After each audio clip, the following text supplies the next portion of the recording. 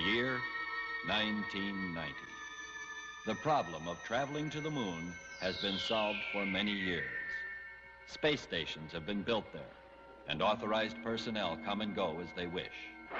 But the moon is a dead world, and the great question about space still remains. Does life exist on another planet? To seek an answer to this question, the major powers of the world have been actively preparing at the International Institute of Space Technology to explore the planets Venus and Mars.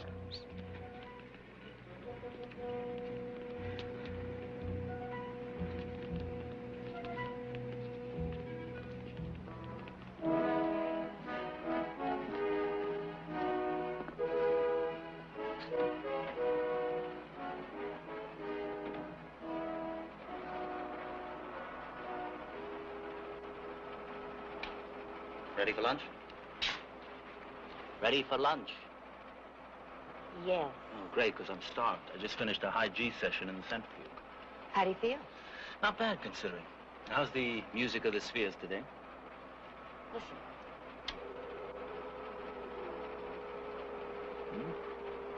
We've been picking up these signals now for 3 days. Dr. Faraday thinks they're from a planet within our galaxy, but beyond our solar system. What, does he think it might be a form of communication? Well, they're different from anything we picked up before. They're working on some tapes that I've made now, trying to see if they can decipher it. Bill, I'm leaving the recorder on automatic. Will you keep an eye on it for me? Right. Must be a message of some kind. And just think, if it is, it will be our first contact with intelligent beings from another planet.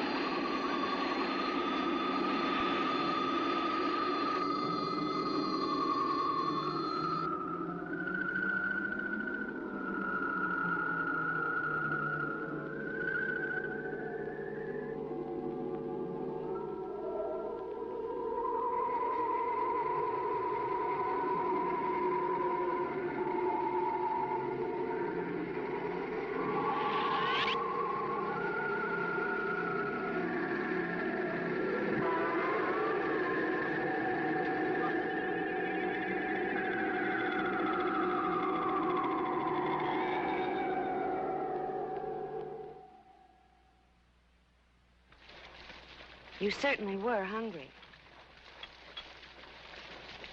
That's the one bad thing about space trips, no banana splits. No matter what they say about that exobiologic food, it tastes terrible. It's all relative. That's all it is. Mind sharing your table with a couple of starving astronauts? Hi, Tony. Hi, Paul. Sit down. Have a seat, gentlemen. Alan was just complaining about the exobiologic food. You'd better get used to it. That's all you're going to get once you're on the way to Mars. It is Mars you're scheduled for, isn't it? Yeah, if and when. What's the latest scuttlebutt there, Tony, baby? I only know what Matahara here tells me. And she gets it straight from the horse's mouth. You mean Dr. Faraday?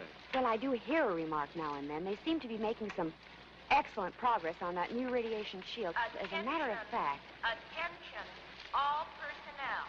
All personnel. Assemble immediately in Area 1 for important announcement. Attention, all personnel. That means us. What am I going to do with this? So you'll have codes to do. Go at once to Come on. Area 1 for important announcement. All personnel. Think this means we're flying, all Alan? personnel. Could be there more ready for Mars than we think, huh, Alan? I hope so. Do you think you're getting married on Mars? Commander Brockman, what's happened? No idea. It must be pretty important, though. That's for sure, sir.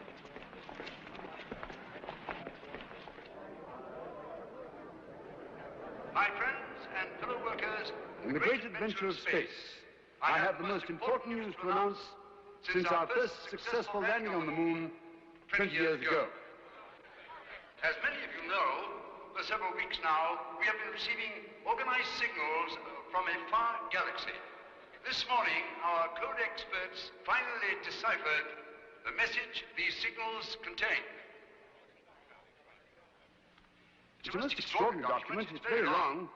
I'm not going to read it to you, but I would like you to have the gist of it. It informs us that they are dispatching a spaceship to bring their ambassador to our planet Earth. they believe our atmospheric conditions will support their form of life, which apparently is similar to our own. The timing of their blast off should be just about now.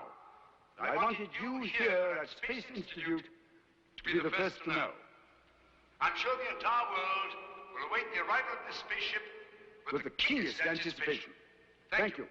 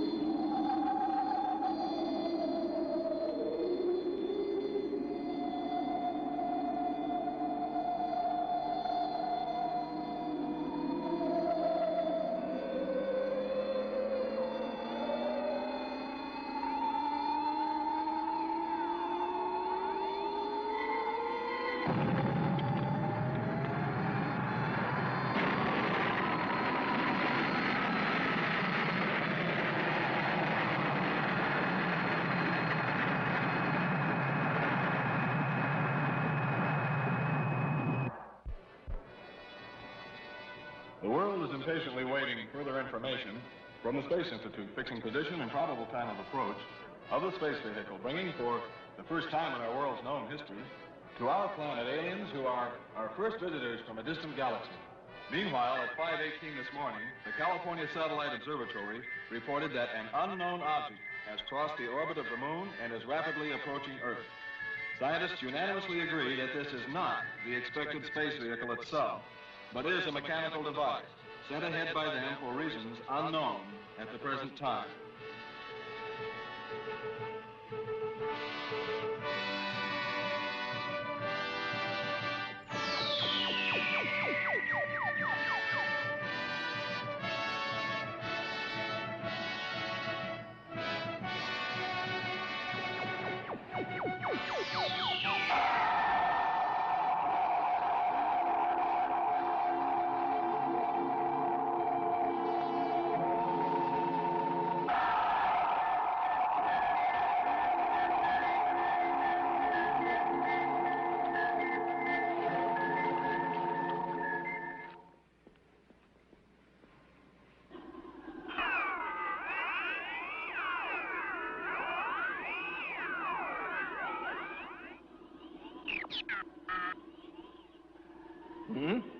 Doctor, Yes? is your report ready? They have sent us a video log that contains a photographic record of the alien ship's entire flight.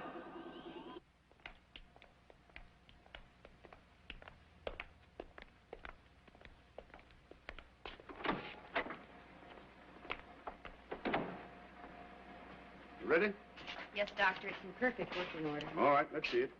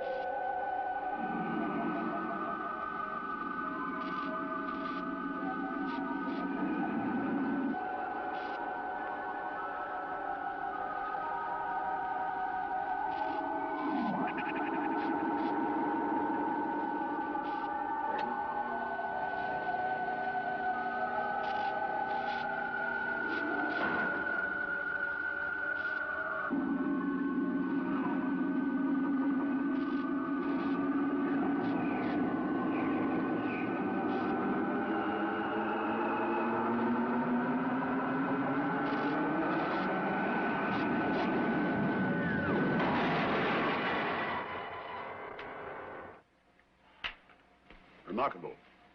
Crash landing on Mars. And this is their SOS. We are obviously in touch with beings who have a very highly evolved technology. You think their ship was destroyed, Doctor? No, I don't. I think there's an excellent chance that there may be survivors. But we haven't received any more signals now for 3 days. Well, that may mean merely damaged equipment. What I'm interested in is the possibility that these extraordinary creatures who have sent us this video log of their disaster may, at this instant, be waiting for us to rescue them. But Dr. Faraday, we... Attention, Dr. Faraday. Please report to your office immediately. They can't wait to hear what it's about. I intend to schedule a press conference for 10 o'clock tomorrow morning. The world wants to know what has happened, and I shall tell them. But the real question remains to be answered. What are we going to do about it?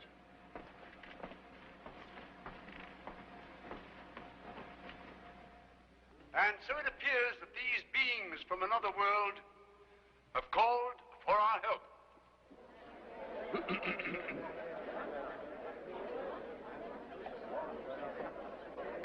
The situation may not be exactly as we would have wished, but now that the doors have realistically opened to close the gap between worlds, I feel that we are obliged to make every effort to give them our help.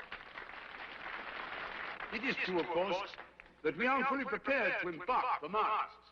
The spaceship Oceano has been designated to attempt the first flight to Mars 6 months from now. I'm going to urge the heads of state of all countries to cooperate in this endeavor. Time to go to Mars is now, and not 6 months from now. And to do so, we must get those supplies to the moon.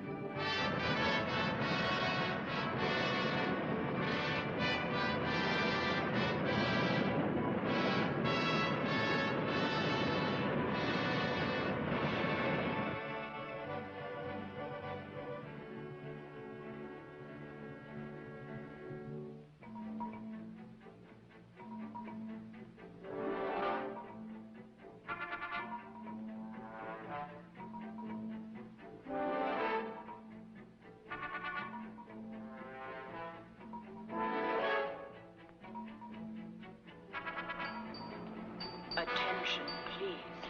Attention, please. Will the commander of freight rocket RT-12 please report to the central operator? You have a call from Earth.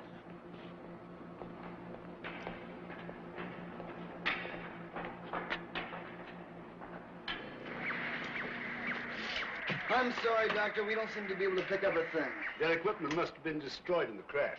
Dr. Faraday, may I speak to you for a moment, please? Yes, of course. Since there are no more signals coming through, I'm afraid we'll have to proceed in the dark, as it were. Doctor, I just received my orders. Oh, good. Yes. Are you pleased? Of course. But I was hoping that Alan Brenner would be on my flight, and I was I'm wondering... sorry, Laura. I'm afraid there's nothing I can do about it. The balance of personnel for this key flight has been most carefully worked over. We shall undoubtedly send Brenner on the Oceano, too. I see. It's a great honor that's been bestowed on you, Laura, and I don't mind telling you now that I was one of those who recommended you. I appreciate that. Dr. Faraday, please report to the astrophysical laboratory immediately. Well, Laura, marvelous adventure lies ahead of you. I envy you. Good luck. Thank you.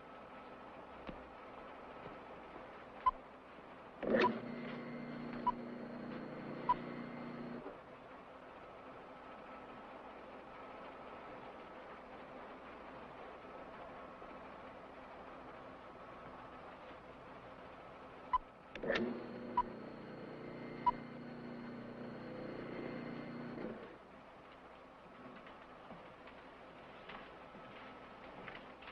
just heard the news.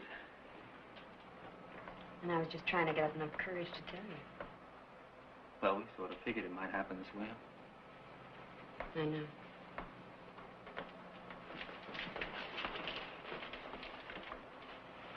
Oh, look. I'm sure I'm going to be on the next ship. I'll make a date right now to see you there. In fact, I'll tell you what. I'll take you dancing on Mars. How about that? Attention. Astronaut Laura James. Laura James, please report to the Central Conference Room for a press and television interview. Hey, you're going to be the most famous girl in America.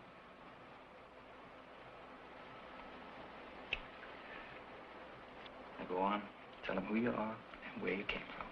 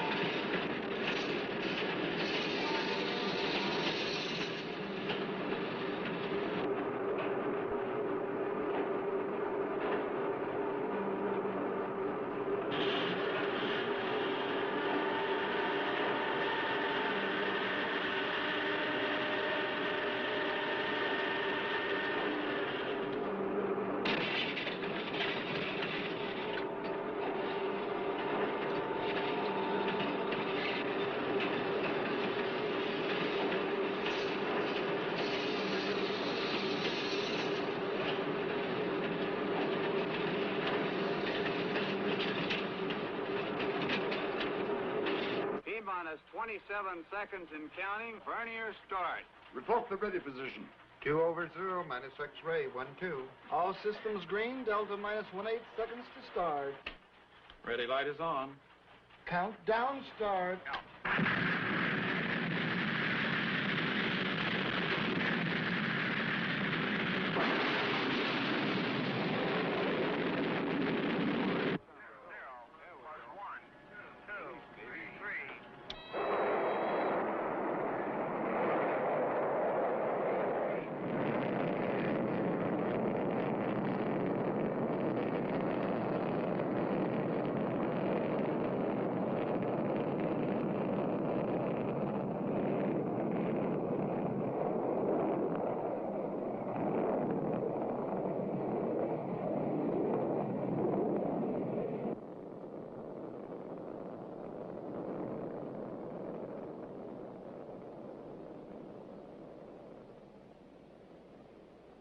Calling Lunar 7. Dr. Faraday speaking. Commander Brockman reporting, sir. How are you doing? Everything according to plan, sir. Astronaut James blacked out during acceleration, but is now revived. All instrument readings normal. Splendid, Commander. Just keep going. Yes, sir. We intend to, sir.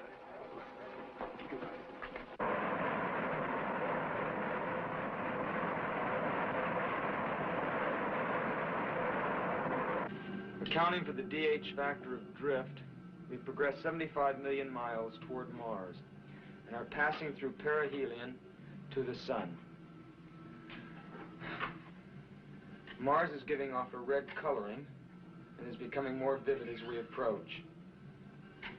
It suggests that there is a really deep oxidation of the planet's major substance. How does that sound for the ship's log, sir? Very good. Accurate and rather imaginative. Thank you, sir. Maybe when we get back to Earth, you can have that published. And you'll be known as that famous writer-astronaut fellow. Well, never thought of it that way. Oh, it's dinner time.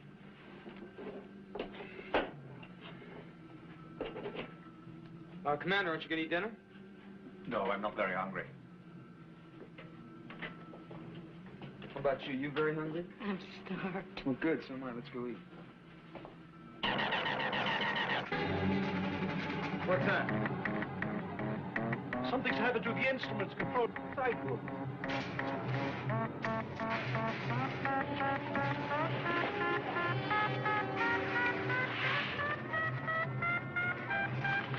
It's a sunburst. Put on your helmets.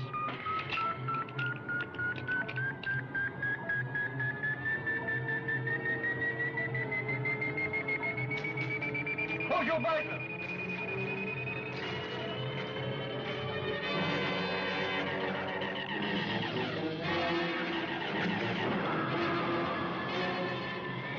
I'm switching to emergency controls on Group 3 and Group 7.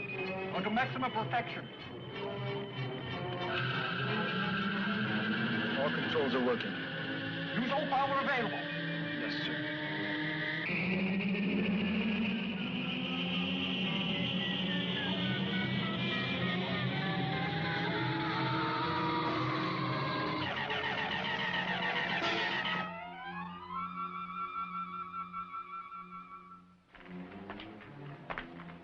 I don't like this at all.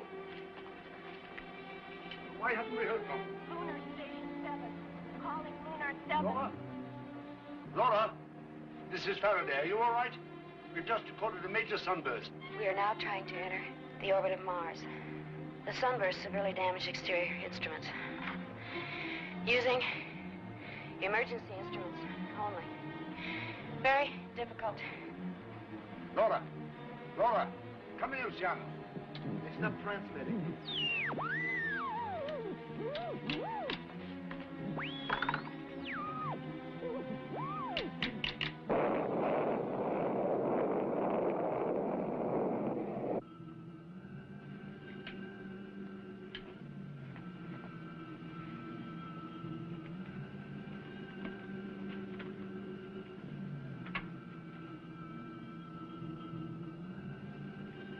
Paul? Paul!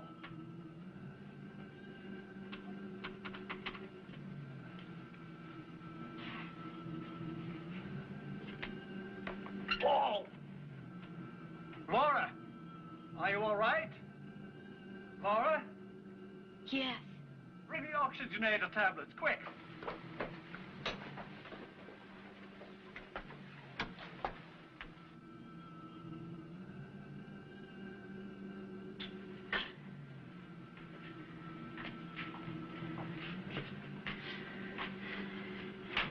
Paul, take these.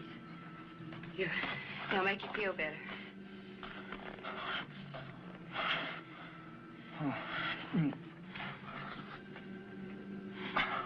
Oh, I've got a whole symphony in my ears. They ain't Brahms.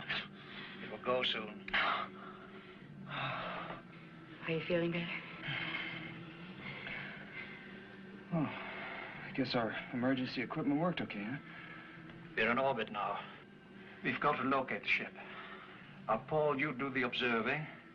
Laura, turn off the ultraviolet protection shield. And contact Lunar 7. Let them know we came through safely. I'm going to check the fuel supply.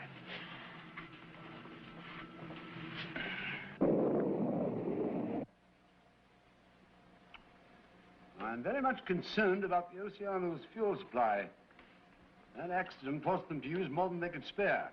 You mean they may have trouble landing? No, but it'll be touch and go on the return trip. We must get the Oceano 2 launched sooner. Lunar 7, calling Lunar 7. This is Oceano. Oceano calling Lunar 7. We read you, Oceano. Over. Laura, this is Faraday speaking. We have good news. We've located the interstellar vehicle. It is in section 18, unit 5. Got it. We are now entering orbit position to land. We will transmit again from Mars. Well, gentlemen, our mystery should be solved very soon.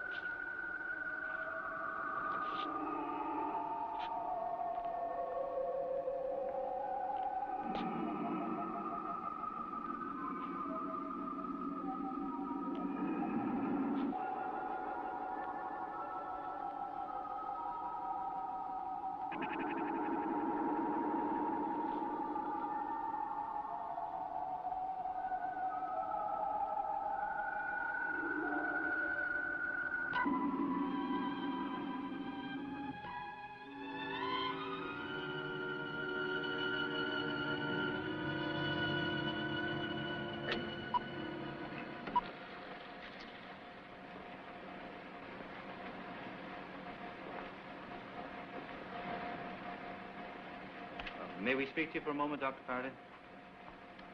Certainly, gentlemen. What's on your minds? Well, we've been trying to figure out what's happened to the other space people. I mean, it seems there must be more than one dead man. But of course there's more than one dead man. The others must have boarded a rescue rocket, which at this very instant is marooned someplace else on Mars. It's the only possible explanation. Then we'd have to send observation satellites, isn't that correct, sir? The only way to find the other ship. Unfortunately, the Oceano 2 isn't ready for blastoff yet. Oh, that's what we wanted to talk to you about. The rocket ship Meteor is ready to go. And Tony and I figure we can take the observation satellites on it and get them there immediately. Gentlemen, the Meteor is much too small a ship for that kind of trip. Your fuel would be all used up. You couldn't even land on Mars, much less return to Earth. We don't intend to land on Mars. What? Look, Dr. Faraday, let me show you what we mean. All right. After we put the satellites into orbit, we can land on one of the moons of Mars, Phobos. We'll have plenty of fuel for this because the gravity here is so slight. And from Phobos, we can get to Mars in our rescue ship. Clever. Logical. Possible, but it's too great a risk. The slightest miscalculation would mean complete disaster. Every space flight is risky, Dr. Faraday. No, really, Doctor, this is too important. We have our calculations carefully worked out. I know we can do it. You're either fools or very brave men. I'll see what can be arranged.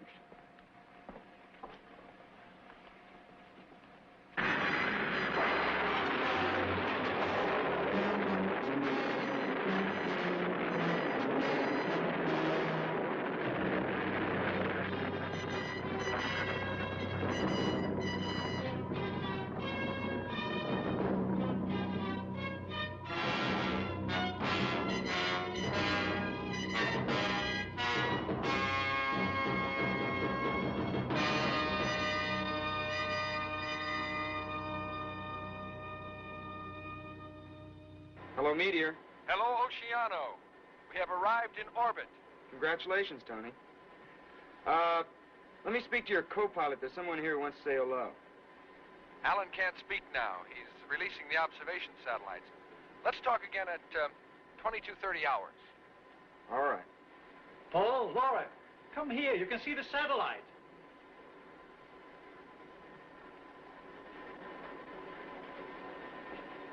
Look.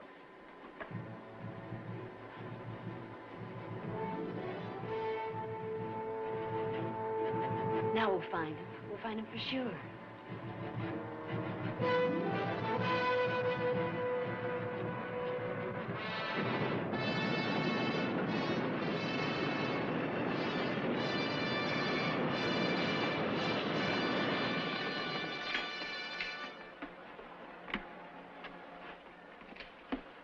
You better radio the Oceano. I think somebody wants to say hello to you.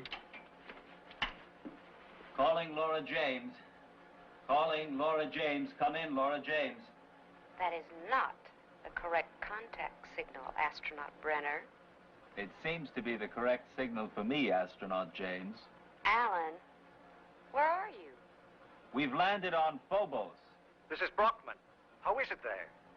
Well, okay, I guess. We'll inspect it in a moment. That wouldn't be advisable, Alan. We've calculated your timing for landing. You must leave within 32 minutes. Alan, if you don't leave now, you'll have to stay a whole week. Okay, we'll be there within 2 hours. And remember, we're expecting a very warm welcome. You'll get it. The Martian girls are dying to meet you. You'd better hurry. A strong wind is coming up here. You now have 29 minutes left. Thank you, Astronaut James. We'll see you soon. Alan, come here.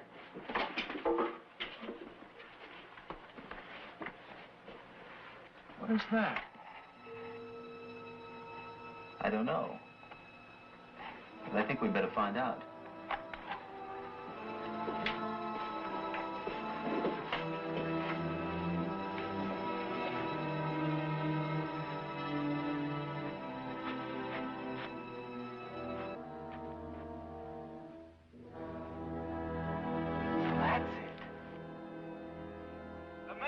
is on Mars. The rescue ship landed here on Phobos.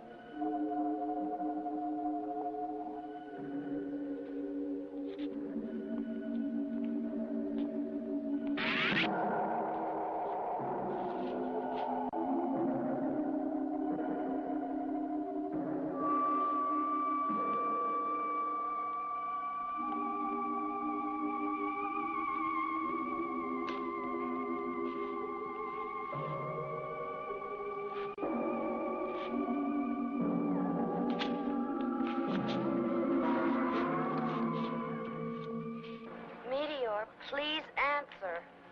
You now have only 17 minutes. 17 minutes. Answer, please. This is Meteor. We have amazing news for you. It turns out they landed on Phobos. I don't... Who's they? The astronauts from the other planet. The rescue ship landed here, and one of them is alive. We're going to bring her with us. But your rescue ship can only carry 2 people. I know. Do you have any suggestions? Hey, what? This is something we've got to decide between ourselves, Tony. You heard Laura. 17 minutes. 16 now. Well, I know, but... We've got no choice, Tony. The rescue ship can't possibly carry more than 2. And this being is the whole reason we came here.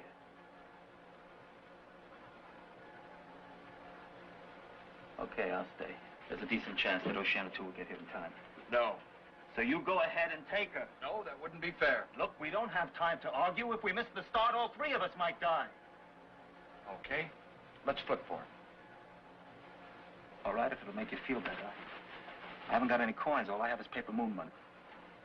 My old American good luck piece. Call it. Heads.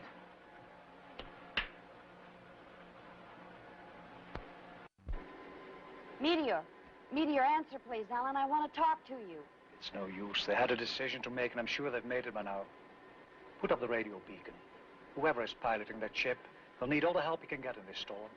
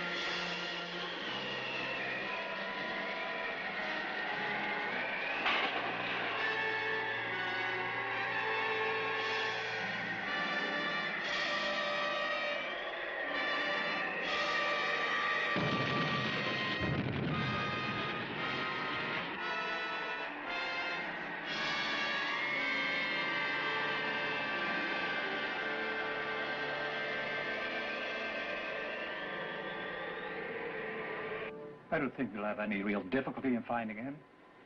Even on foot, he must be following the beacon in this storm. No. Don't worry about it. We're going to find him.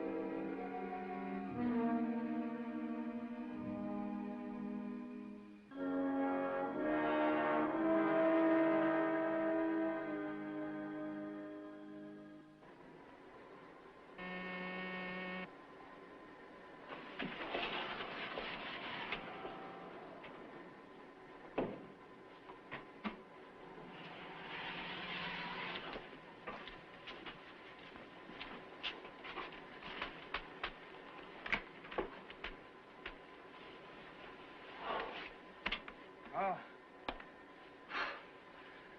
That's her. That's our visitor from another planet. Strange.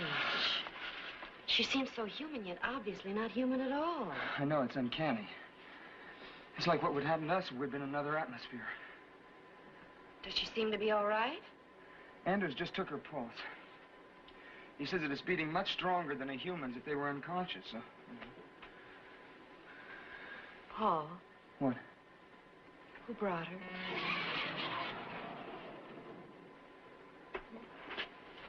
Alan. Oh, I was so afraid you were going to stay. Are you sure, Commander, that there's not going to be enough fuel? I'm sorry, Alan, there isn't. Enough for what? I wanted to pick up Tony. Laura, contact Luna 7. I want to talk to Dr. Faraday about this. Yes, sir. The female astronaut is with us, Doctor. She's still unconscious, but seems to be in a good condition. We're very thrilled by your success. Congratulations. Then you'll blast off immediately. Yes, Doctor. But we're very concerned about astronaut Barata. He's marooned on Phobos, and we don't have enough fuel to pick him up. What's the status of Oceano 2? Oceano 2 will be ready to blast off this week. It seems to me that if Barata uses his emergency ration sparingly, he ought to be able to hold out very well. Thank you, Doctor. We'll convey that message to him. Godspeed, my friends. We'll see you soon, Doctor. Get me the meteor.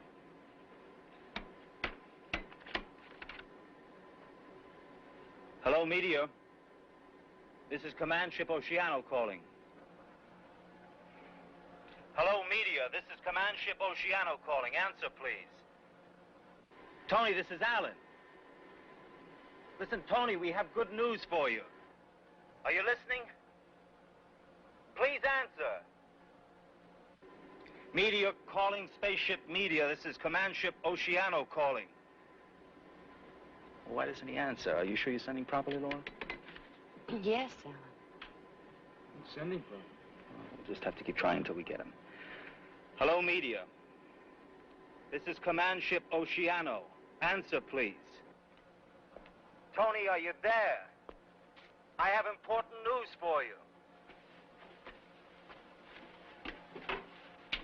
This is Meteor. Do you hear me? Tony, we do hear you. Why haven't you answered? I went outside to collect some soil samples. I'm going to set up a little lab here. Keep myself busy for a while. That's great, Tony. Because, listen, we have good news for you. Oceano 2 blasts off in a week. And Dr. Faraday says he can get to you. Just don't eat too much. Thanks, I won't. You're going to be okay, Tony. Yeah. You have a good trip back, you hear? Take good care of your passenger. Yeah, we will. Listen, Tony, we're going to have to blast off right now. So, over and out. Over and out.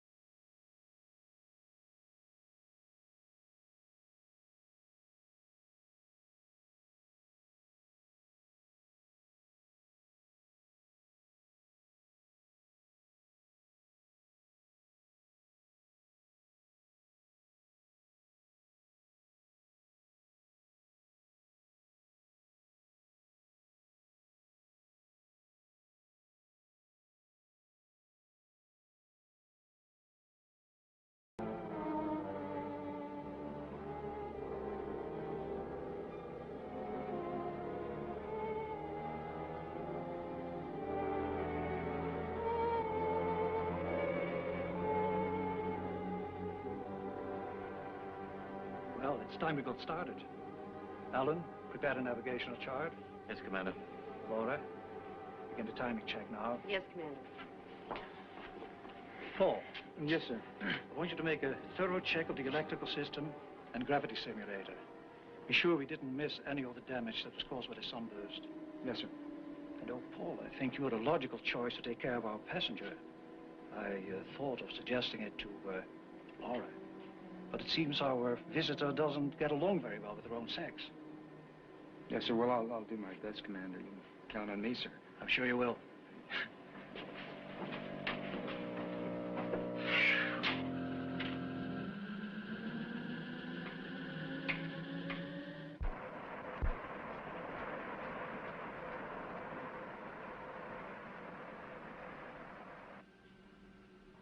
E4 in approximately 11 minutes.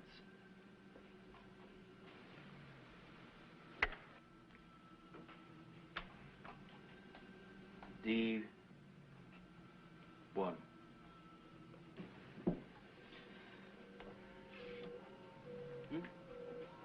When you're thirsty, you suck water up like this. See? Now you try. Go ahead. It's all right. Look, like this. Go ahead. That's very good.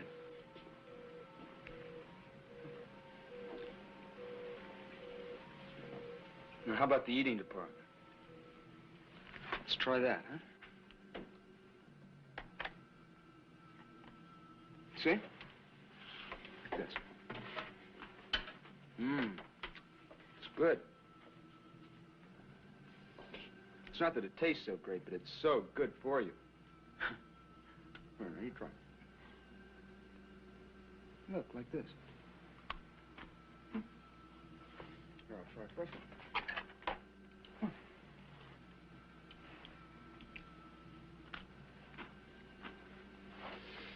I think we're going to have a little trouble in the eating department, sir. How's she responding to the ship's atmosphere? Is it giving her any trouble? No, she seems to be responding fine, sir. Perhaps she is only accustomed to some sort of liquid nourishment. You realize, Paul, that her life pattern may be very different from our own. Mm-hmm. Look at her skin, for instance. It appears to have a high chlorophyll content. She may, in certain respects, be more akin to plant life than animal life as we know it. She may even take in some nourishment from the atmosphere through her skin. I keep wondering what she's thinking. Well, Paul, the answers to all these questions science will give us when we bring her back to Earth where they can do adequate tests. In the meantime, though, there is something I can do that may tell us more. What's that, sir? I want to study a sample of her blood under the microscope. Laura, syringe ready?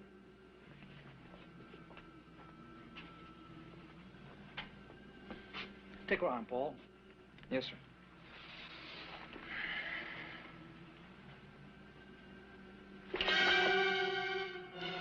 What's the matter? We're not going to hurt you. I'll get another hypo, Commander. No, Laura, wait.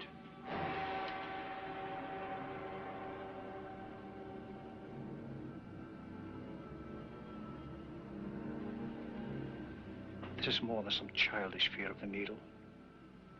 Perhaps she has an extremely low pain threshold. Perhaps.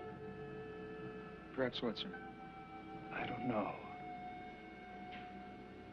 But we mustn't do anything that may affect her health adversely. She's probably the most valuable specimen for scientific research in the history of our planet. To get her back to Earth safely has to be our first consideration. Paul, it's your turn to watch the controls, isn't it? Yes, Commander, it is, sir. We'll discuss her puzzling behavior later on again. You know, it might be a good idea to put out some food for her. Perhaps if she gets very hungry, she'll give it a try. I have some right here, sir. Oh. I have to go mind the controls of this old ship now. I'm leaving you some food here in case you get hungry. Some water. You ought to try to get some sleep. You know, sleep? Hmm? All right. Sleep? Okay.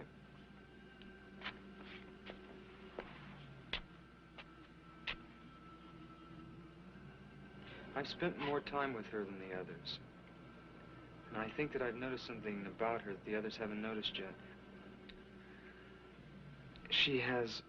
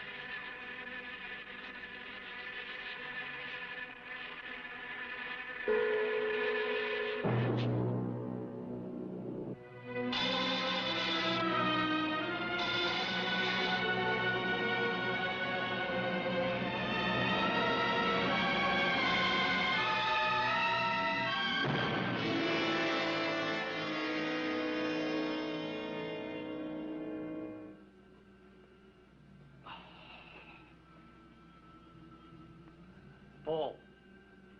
Paul, wake up.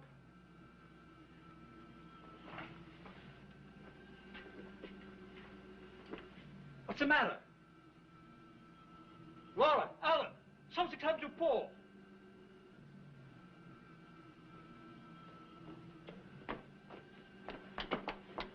What happened? He's dead. How? I don't know yet. Laura, check our passenger. See if she is all right. Yes. Could he have had a heart attack? He seemed perfectly well last night. He was perfectly well. Look.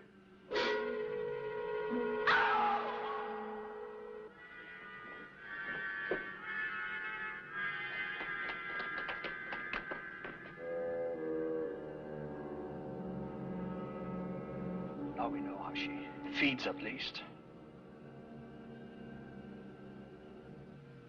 She's a monster.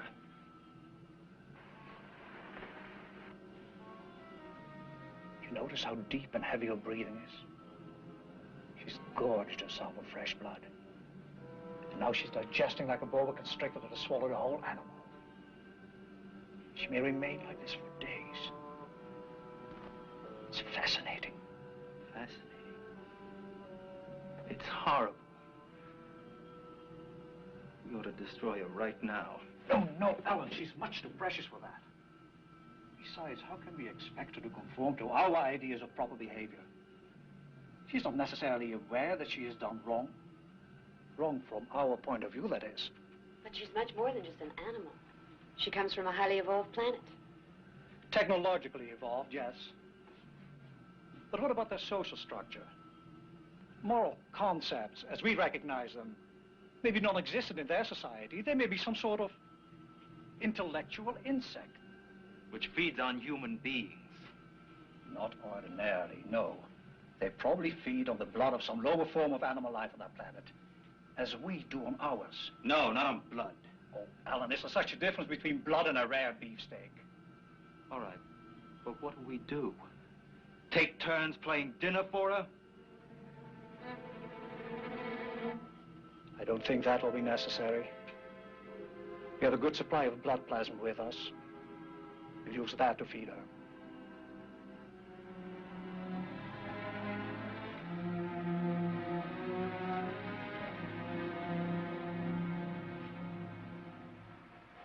We found astronaut Paul Grant dead at 00 hours this morning. Cause of death has been determined as loss of blood. How did it happen? I hope this won't sound too fantastic, Doctor. It's not very pleasant.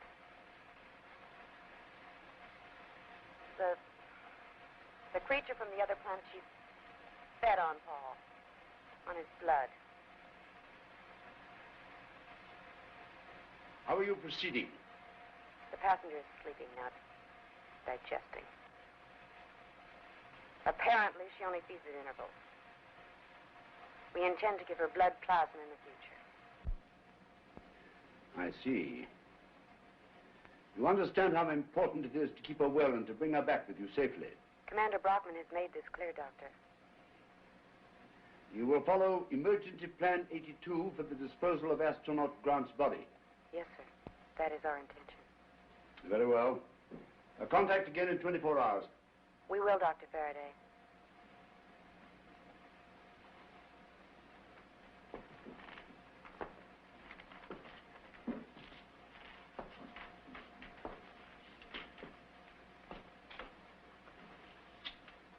One should not be shocked by anything we find out there. Gentlemen, the particular nature of our visitor from space for the moment does not go beyond this room. No, sir. Bradley? Yes, sir. Notify next of kin of Paul Grant's death. This death in line of duty, cause or causes unknown.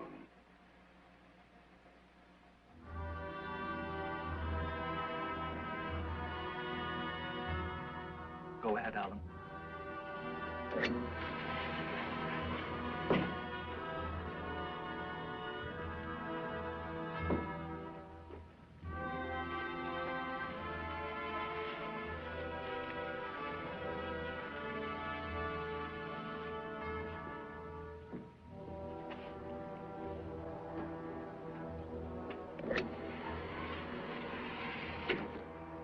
Read now, Laura.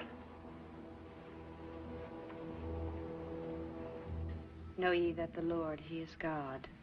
It is he that hath made us, not we ourselves. We are his people and the sheep of his pasture. Enter into his gates with thanksgiving, and into his courts with praise. For ye must know that God will redeem thy soul from the power of the grave. For he shall receive thee. Amen.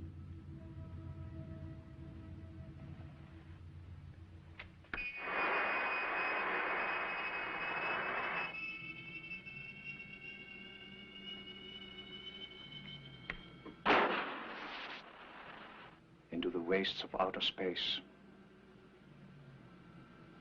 It's a fitting grave for an astronaut. Laura, will you check the automatic pilot for me? Yes, sir.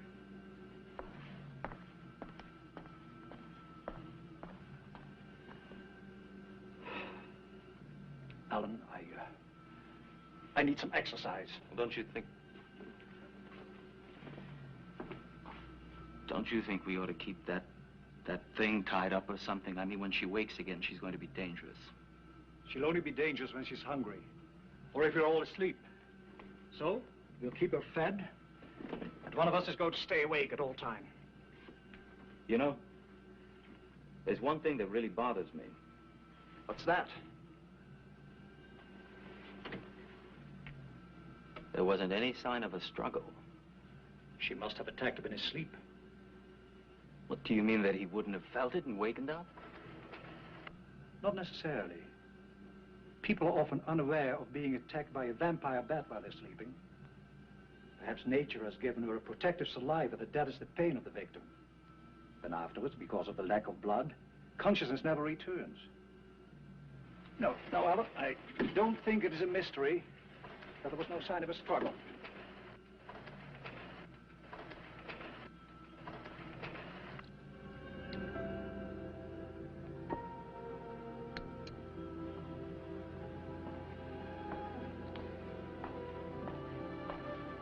She ought to like this. They must have fed something similar to her fellow astronauts on her ship. Go ahead, try it. It's better than water.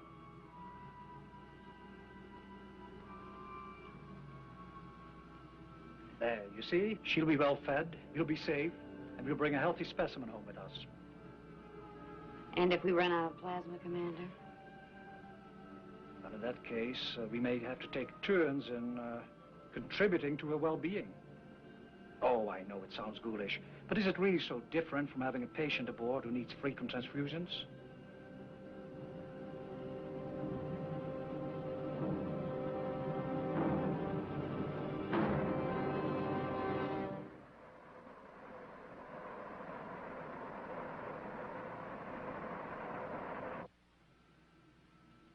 She has been eating the plasma regularly and appears to be in good health.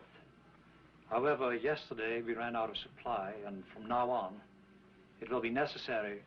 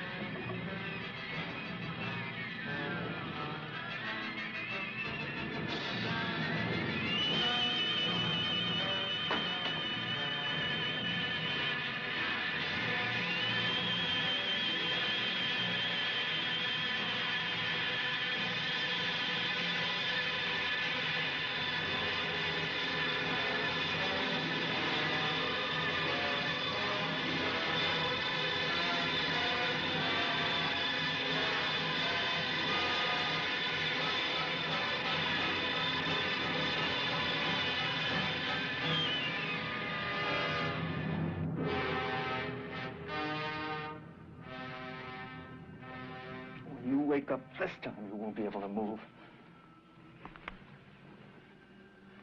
Look at it. Gorged with human blood. Digesting. Makes me sick even to look at her. I can't understand how Anders could have fallen asleep when he knew that she didn't fall asleep. I'm convinced of that now. And I don't think Paul did either.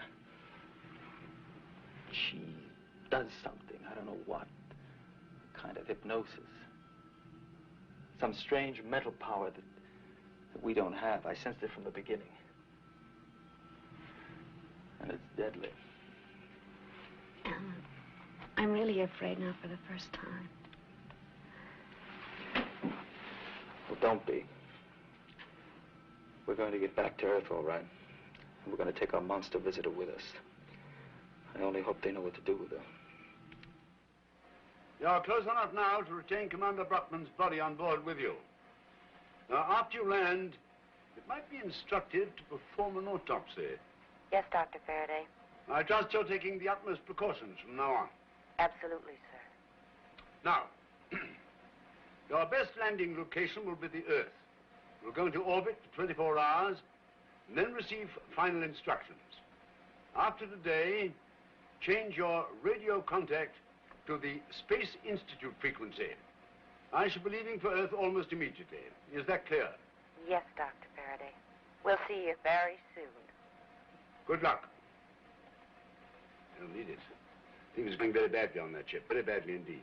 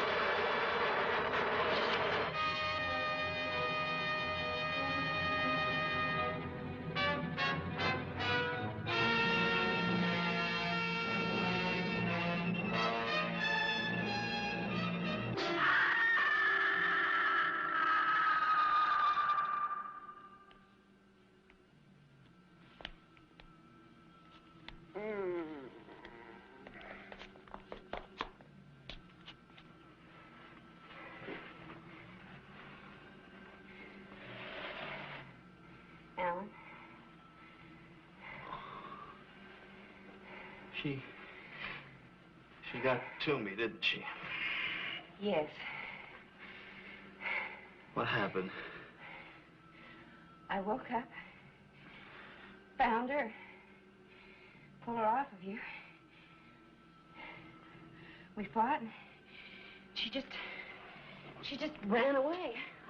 I don't think I really hurt her. Where is she? Alan, I better go look. please don't. No, I'm all right now. Really, I'm all right.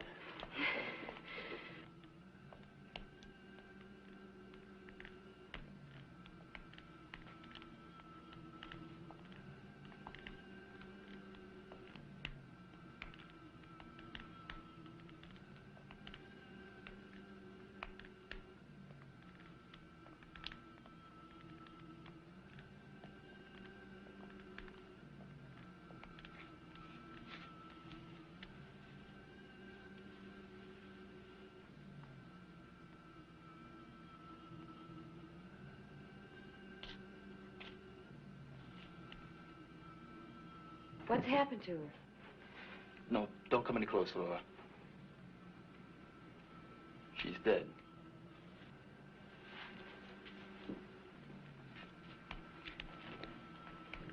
Now I know why she wouldn't let us take that blood sample. Why? She's bled to death. All you did was scratch her, and she's bled to death. She's a hemophiliac. Perhaps she was some sort of royalty where she came from. A queen, maybe.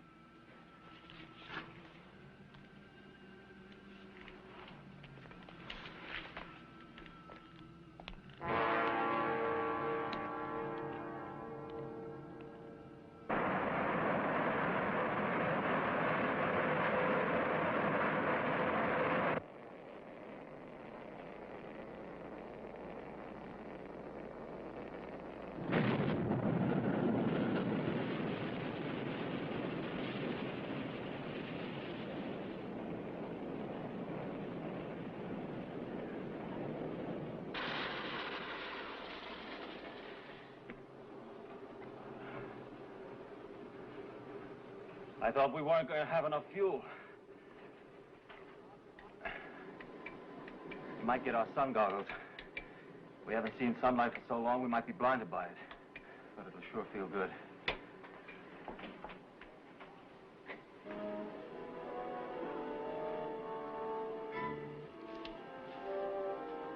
What is it? It's some kind of egg. Eggs?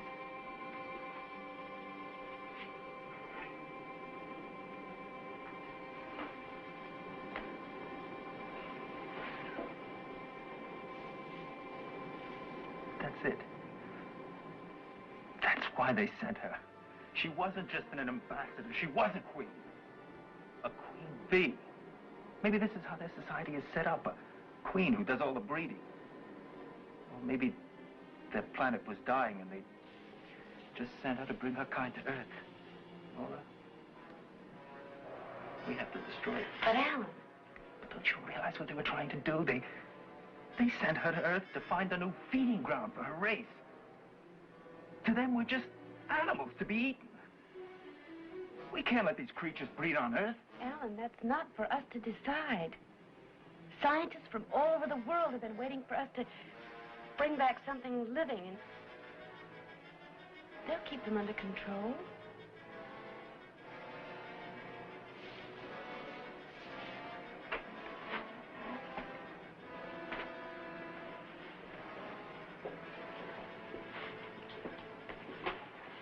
I wonder. Besides, it's too late. It's just as I thought. She has them hidden all over the ship.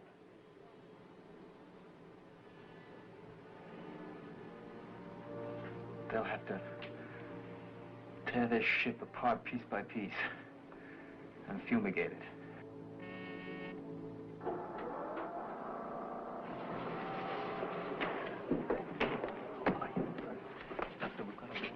The whole ship is infested with the eggs of that creature, and they're alive and growing. Wonderful, wonderful. Where are they? Alive and growing, you say? Extraordinary. I don't think you realize, Doctor. They should be destroyed immediately. Come, my boy. You've just returned from an amazing but a very tiring trip. We may destroy them and we may not, but at least we must see what we have. Isn't that right, Laura? I think so, Doctor. You brought back something unique and marvelous from another world. You can be very proud. But, Doctor, they're deadly. I appreciate your warning, my boy. We shall take every precaution. Help me, will you, gentlemen? We have some very precious samples to remove from this ship.